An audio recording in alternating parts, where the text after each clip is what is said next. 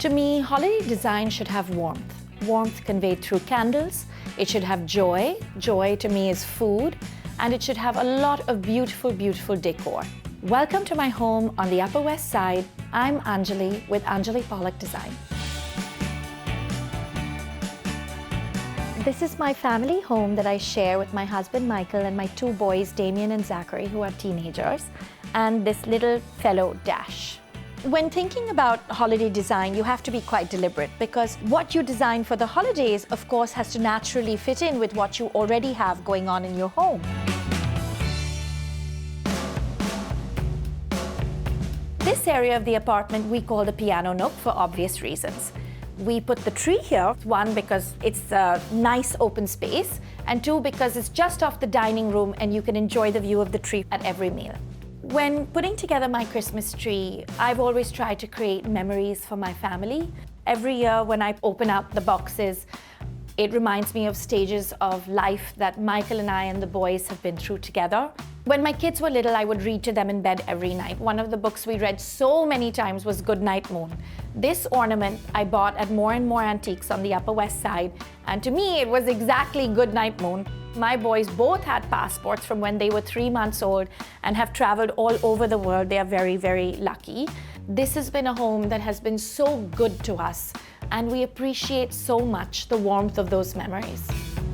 I always think about the elements of a room when I put something together. The wallpaper here is a textured wooden paper and has cooler undertones to me. My light fixture has nickel, and therefore the ribbon on my tree is gold. I'm a person who loves to mix metallics. I find it more interesting. It creates a little bit more visual depth. And light is very important to me. So you'll find that apart from the light on the tree, there's little elements of light that are also in this space that bring a warmth and really create a glow, which is what I always enjoy.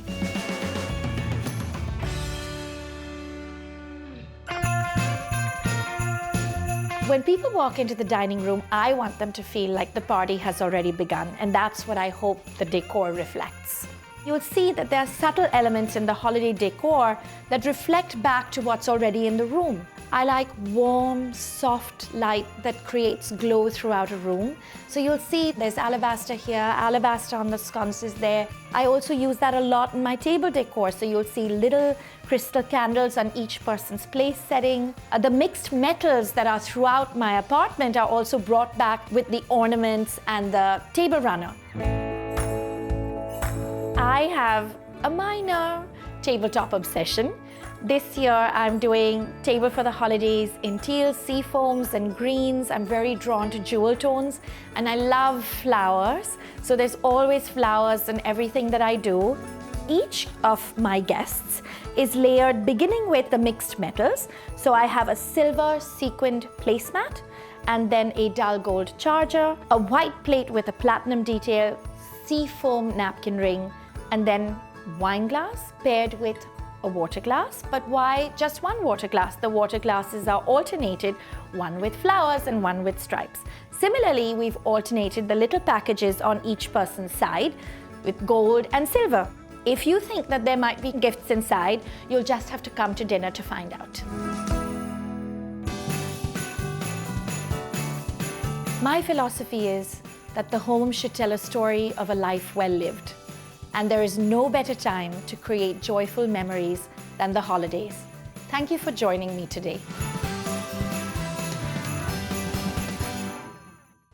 Well, that was so much fun, but the fun doesn't have to end here. Like, comment, and subscribe to our channel for the best open house has to offer.